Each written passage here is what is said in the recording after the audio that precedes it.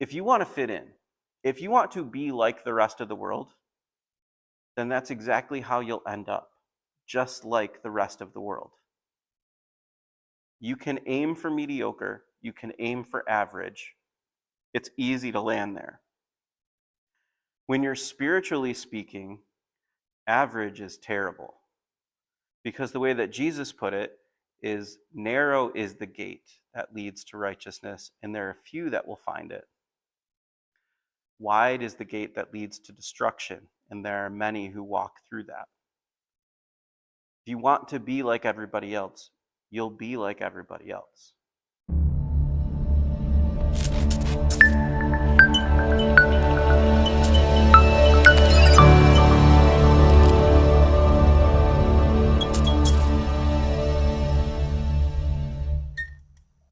Tonight we're celebrating a few people who have graduated and are moving on with their life. They're done with high school.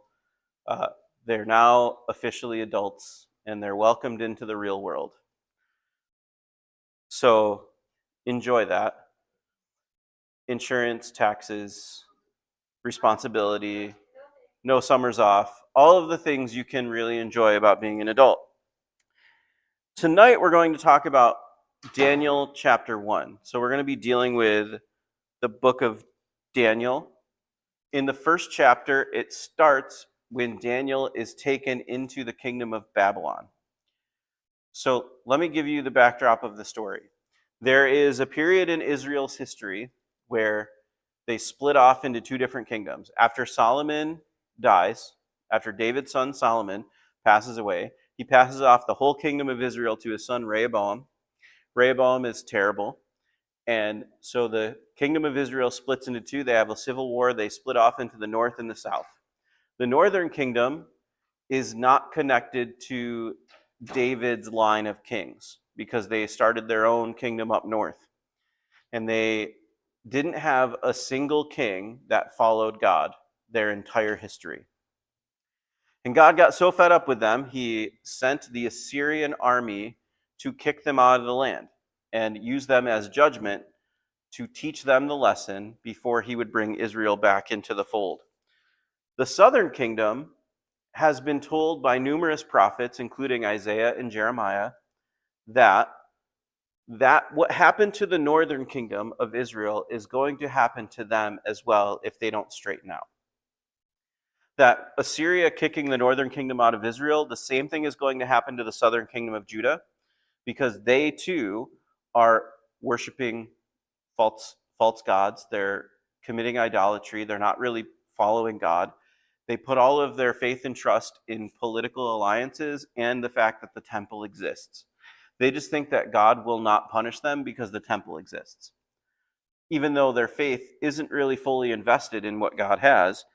So these prophets keep telling them the same thing that happened to the northern kingdom, where in 622 BC they got kicked out of the northern kingdom of Israel, is going to happen to the kingdom of Judah because they are following the same pattern of disobedience and idolatry from God. Well, it ultimately happens. There's 3 sieges on the city of Jerusalem. The first one is in 605 BC, the second one is in 597 BC, and the third is in 586 BC. In 586 BC, Jerusalem is completely destroyed, the walls are torn down, and the temple, Solomon's temple, is completely destroyed. And the whole city is a wasteland.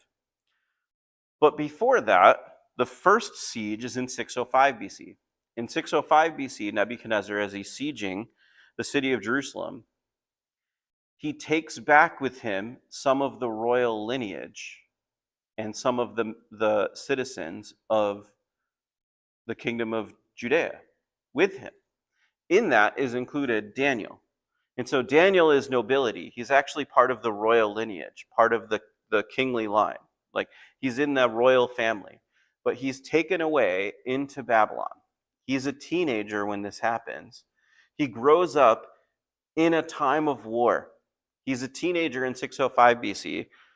So just about 20 years later, so he experiences 20 years of war while he's in captivity in the land that is fighting his people and tearing down the city that he was born in and was a member of the royal lineage too. As a teenager, he's taken captive and then spends 20 years in captivity before the city is destroyed. And he spends his whole life in Babylon, serving in Babylon as a prophet. I bring that up because Daniel is a teenager, just like all of you. Now, we are sort of desensitized to the difficulty of war because it doesn't really meet our doorstep like it does elsewhere in the world. But Daniel was praying for people who were starving. And as the siege was happening around Jerusalem, the people were starving. They were getting sick and hungry and dying, and they were losing their children. Mothers weren't even able to produce milk for their children because they were so malnourished. It was just a horrible time because of the siege on Jerusalem that lasted for so long. And that's the kind of existence that Daniel lived in, and he was taken from that into Babylon to be put in the palace as of the king. So he went from this existence where famine and plague and difficulty and strife was all around him to being brought into the king's palace with all kinds of, luxury around him comparatively. So we're going to pick up in Daniel chapter 1. It says, "In the 3rd year of the reign of Jehoiakim, king of Judah, Nebuchadnezzar, king of Babylon, came to Jerusalem and besieged it. And the Lord gave Jehoiakim, king of Judah, into his hand with some of the vessels of the house of God. And he brought them to the land of Shinar, to the house of his God, and placed the vessels in the treasury of his God." So right away, Nebuchadnezzar is sieging the city. He hasn't conquered the city like he will in 586 BC, but he's already taken some of the treasury from the temple, some of the gold and the instruments that were used to worship God in the temple. Nebuchadnezzar has taken and brought it back to use for worship of false gods. I mean, that's the type of thing that's happening here. Then the king commanded Ashpenaz, his chief eunuch, to bring some of the people of Israel, both of the royal family and of the nobility, youths without blemish, of good appearance and skillful in all wisdom, endowed with knowledge, understanding, learning, and competent to stand in the king's palace, and to teach them the literature and the language of the Chaldeans. The king assigned them a daily portion of the food that the king ate and of the wine that he drank. They were to be educated for 3 years, and at the end of that time they were to stand before the king. So let me explain what's happening. Nebuchadnezzar has taken these people, Daniel being one of them, the royal line, the nobility, and he has absorbed them into the kingdom of Babylon. Now there's a reason he's doing this. He plans on conquering Jerusalem, and he wants to gain favor with the people of Jerusalem when he captures the regular citizen. So he's taken members who are famous and wealthy and well known because they're of the royal family, and he's assimilating them into Babylon so that when the regular citizenry comes into Babylon, they'll see people of their royal line already assimilated into the culture so that they're more likely to follow suit. That's what he's doing. And look at what he does. He takes him to the palace, so he takes him out of the war zone where all of the difficulty is, and he sticks him in the palace. And he gives them all kinds of luxury. He gives them food from the king's table and the choice wine to drink. And he tells them they're going to be educated for 3 years. And so for 3 years, they're only to be learning and reading and speaking the language of the Chaldeans, the language of Babylon. So they're ripped from their homes and from the safety of what they know and brought into the world. They're the 2 cities that are mentioned the most in all of Scripture are Jerusalem and Babylon. Jerusalem is God's city, the city of peace, the city from which Jesus will reign when he returns. It is the place that God has chosen to dwell among his people. That's why the tabernacle was brought to Jerusalem and why the temple was built in Jerusalem and why we expect another temple to be there when Jesus returns and for him to rule and reign from Jerusalem. It's God's city. Babylon is the city of man. It is the city that opposes God in every way. The story starts with the Tower of Babel. That's where Babylon gets its name from. Abraham himself, the father of monotheistic religion, the father of Judaism, and ultimately the root of Christianity, was from Ur of the Chaldees. The Babylonians are called Chaldeans. That's the same place that Abraham was called out of. The city of man, he was called out of the city of man to become a faithful follower of God. And he does. But Daniel is pulled out of Jerusalem. He's pulled out of the city of God and brought to the city of man, where he is infiltrated with the world. He is consumed by the world. He has to read their literature, understand their language, consume their entertainment, consume their food and drink, and become just assimilated to the world. That's what Nebuchadnezzar wants from him. He wants him to leave behind his roots, leave behind his faith, and become consumed by the world, by Babylon. And so it says, among those who were brought to this place to go through this program of indoctrinating them into the world, among them were Daniel, Hananiah, Mishael, and Azariah, of the tribe of Judah, and of the chief eunuchs gave them names. Daniel he called Belteshazzar, Hananiah he called Shadrach, Mishael he called Meshach, and Azariah he called Abednego. Now, this is an important thing. Not only is Nebuchadnezzar taking them from their home and bringing them into the world, taking them from their roots and tradition and faith, and bringing them into a place where they're going to be indoctrinated by the literature, entertainment, and food, and just pleasures of the world, he's renaming them. Now, in ancient cultures, their name had a meaning. Daniel's name meant God is my judge. Instead, they changed his name to Belteshazzar, which means may Baal protect the king. So Daniel, whose name was associated with a submission to the one true God, has been renamed in Babylon in a way that submits him to the false god in Babylon. Hananiah, which means beloved of the Lord, has been now called Shadrach, which means illuminated by the sun god Rock. So stripping them away of their identity in the one true God and trying to associate them with false gods. Mishael means who is like God. What a good name. A name that actually states how good God is. He's undefinable. He's so good. Who is like him? There's nothing like him. That is the definition of holiness. Holiness is unlike, separate, completely different from all other. Mishael's name is now Meshach. And instead of worshiping God with his name in Babylon is who is like Akko, the sun goddess. In Azariah, whose name means the Lord is my help, his name is changed to Abednego, meaning servant of the shining one, Nego, who is another false god in Babylon. And so they're trying to remove them and strip them from their faith and put them into a culture to serve the pagan interests of the world, trying to identify them with the culture that they've been moved to instead of with who they were. I bring that up because we have a group of people here who are graduating and moving into the world. They're exiting the safety of school and their friends and the circle that they've associated themselves with and now have to build a reputation out in the world among a new group of people. And the question is, are you going to hold true to who you are or be assimilated into the world? That is the question that Daniel faces in this moment.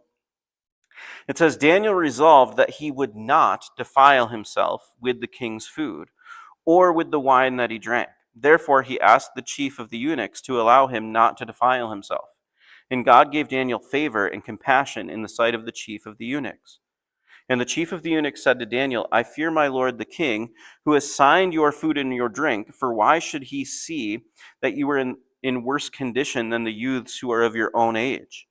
So would you endanger my head with the king? So Daniel said to the steward, whom the chief of the eunuchs had assigned over Daniel, Hananiah, Mishael, and Azariah, test your servants for 10 days. Let us be given vegetables to eat and, and water to drink. Then let our appearance and the appearance of the youths who eat the king's food be observed by you, and deal with your servants. according to what you see."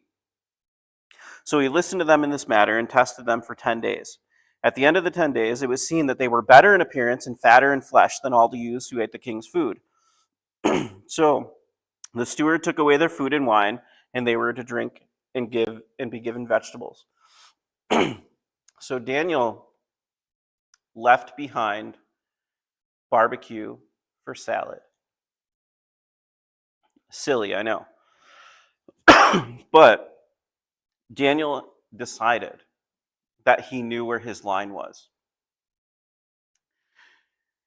He knew he was going to be given tests, and he knew he was forced to read their literature and speak their language. That meant he also knew he was going to spend time praying to God and reading his literature. But what he wasn't willing to do was defile himself with the food that was sacrificed to idols. He wasn't going to put in himself anything from the world. The meat from the king's table would have been sacrificed to one of the gods that they named them after.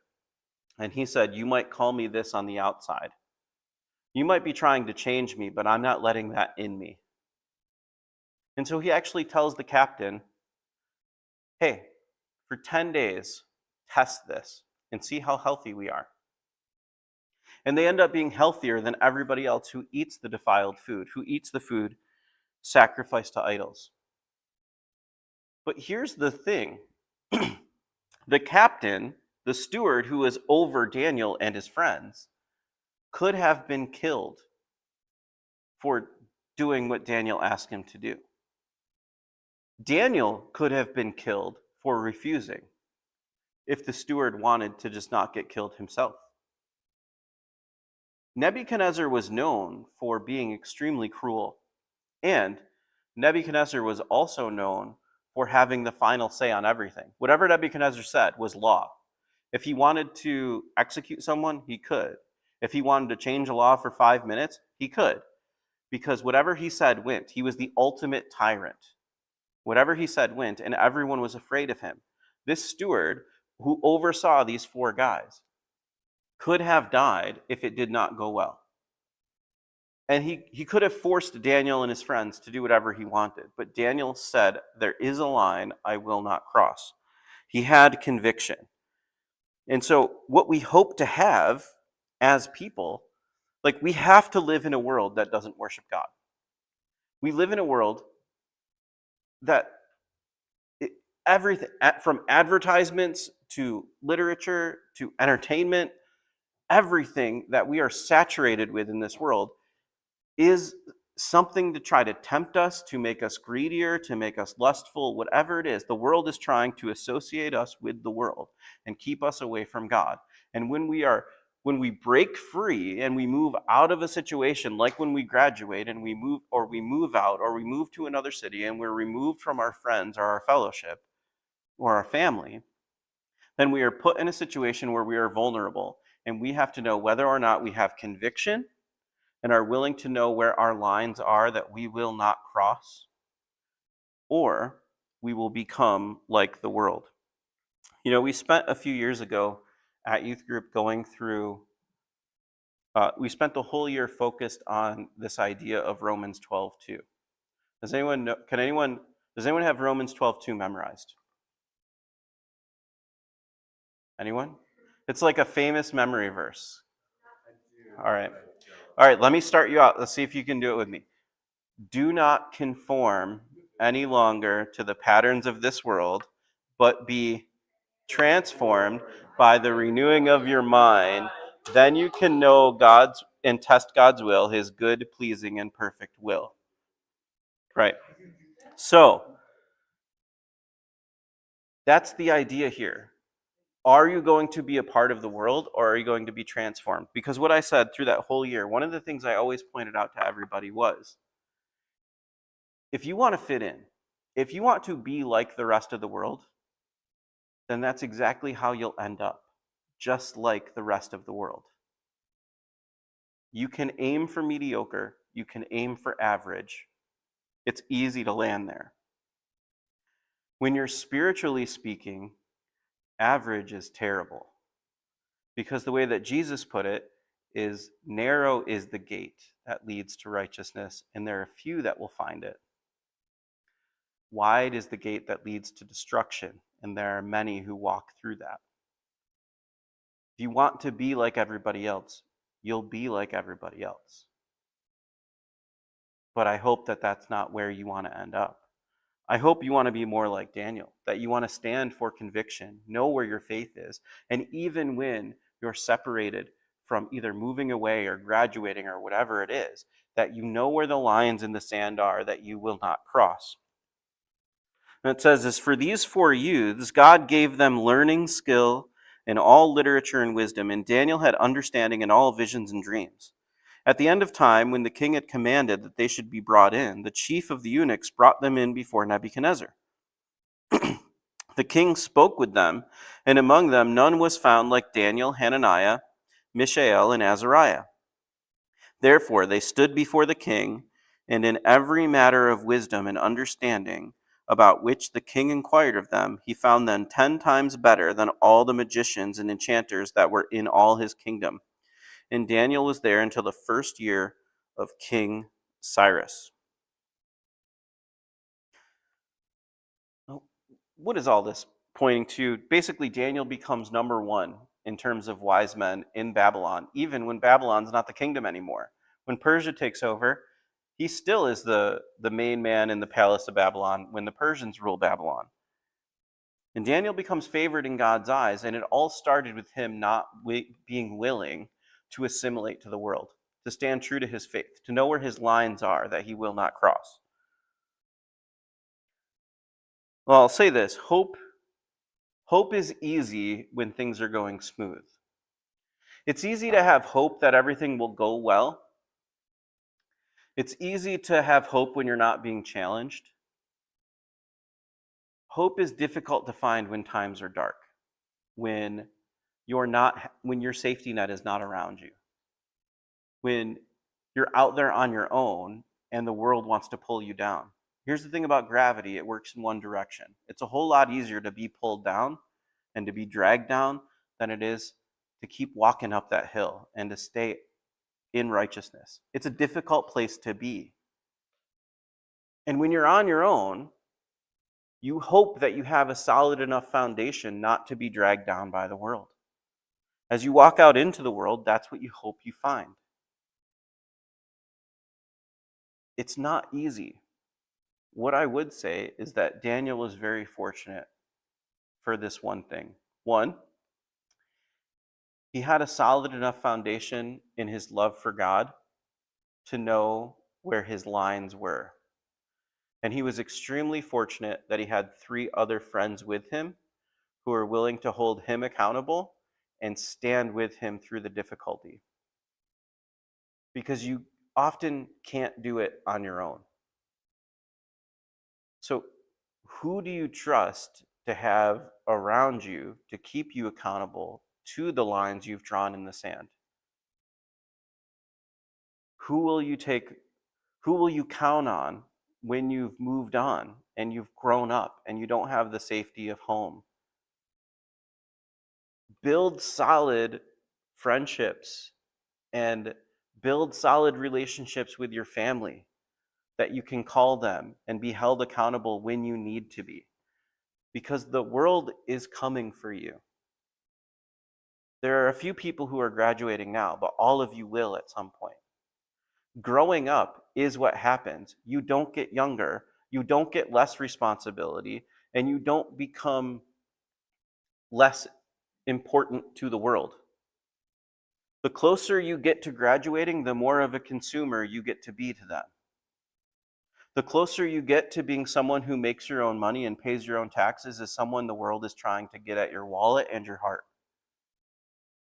You become the demographic that everyone is aiming at to get your attention.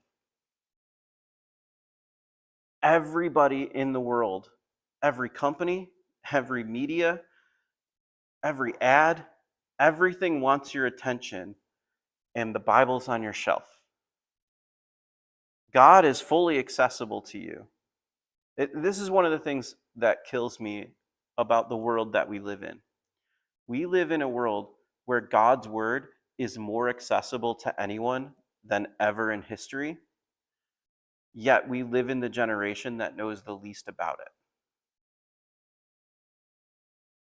Because we take what's available for granted because of how easy access is.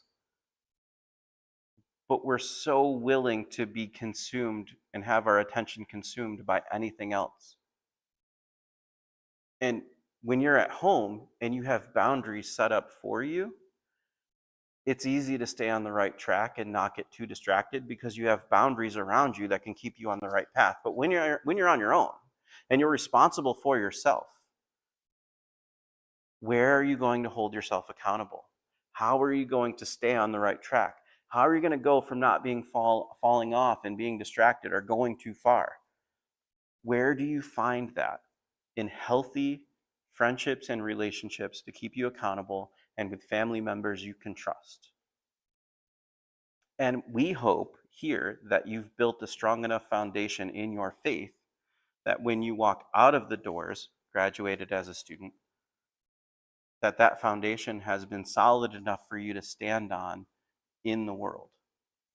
It's one of the reasons we teach the way that we teach. It's one of the reasons that we go through things like this and teach verse by verse and understand stories differently, because I want you to know, and just like the series that we had for the last 6 weeks, when there are difficult questions that you're not even aware of yet, I want you to know that there are answers. I want you to know that there's someone you can come to and there's a place that it is safe, and that the world might challenge you and might want to rock your faith. But you should know that there is a stable foundation and that God can withstand anything the world throws at him.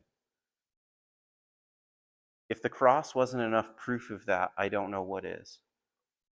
Jesus took the worst torture in history and then walked out of a tomb 3 days later because the cross couldn't stop him. And that can't stop God's love for you. So make sure you know where your faith stands and where the lines are that you will draw to stay connected to God because of what he was willing to do for you. Now the question is, how firm are you willing to stand for him? Let's pray.